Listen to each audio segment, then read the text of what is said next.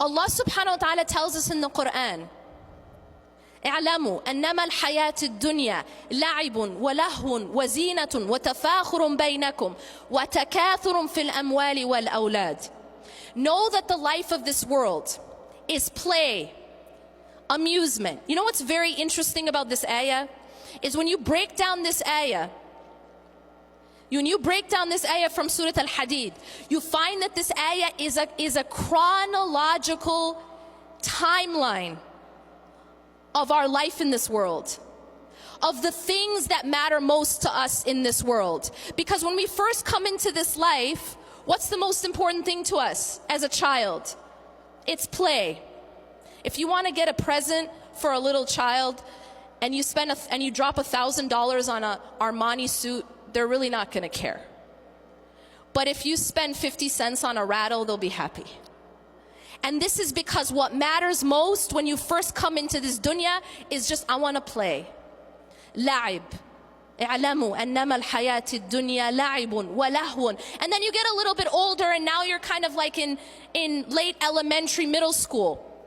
And now the most important thing to you, anyone who has people in that age, any children in that age group, what's their favorite thing to say? I'm bored. And the reason for that is because at that age, they want to be entertained, constantly stimulated and entertained.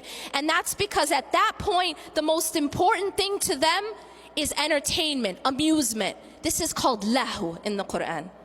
And Allah says, after la'ib, He says lahu. La'ibun wa lahun wa zina. Then you get a little bit older. And what is hubb ad-dunya about when you're in high school?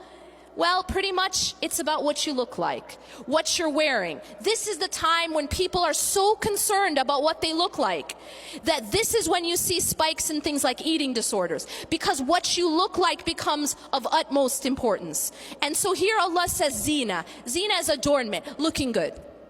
لَعِبٌ وَلَهْوٌ وَزِينَةٌ وَتَفَاخُرٌ بَيْنَكُمْ. Now you get a little bit older.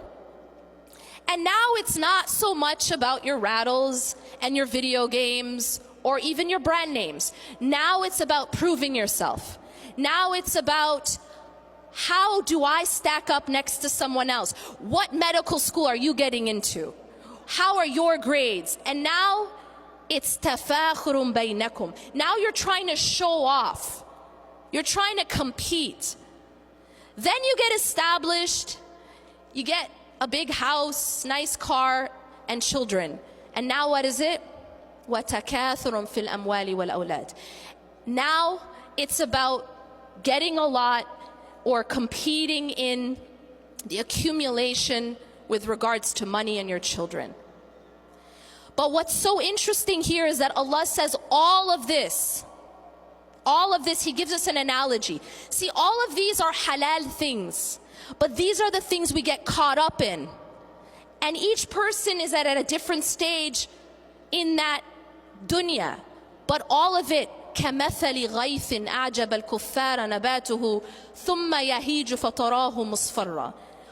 All of this stuff that we get so caught up in, it's like a heavy rain that makes the farmer super excited for a while. Because what happens, it brings vegetation. But then what happens to that vegetation? These things that we chase, what happens to it? It starts to crumble, becomes dry and yellow, and then it just becomes nothing. Allah subhanahu wa ta'ala is teaching us that the life of this world isn't meant to be chased. It isn't meant to be loved in that way. And when you take hubb ad-dunya and you fill your heart with it, it actually causes all types of other spiritual diseases. The second disease, which also actually comes out of hubb ad-dunya, is the disease of envy. The disease of envy is destroying our body as an ummah.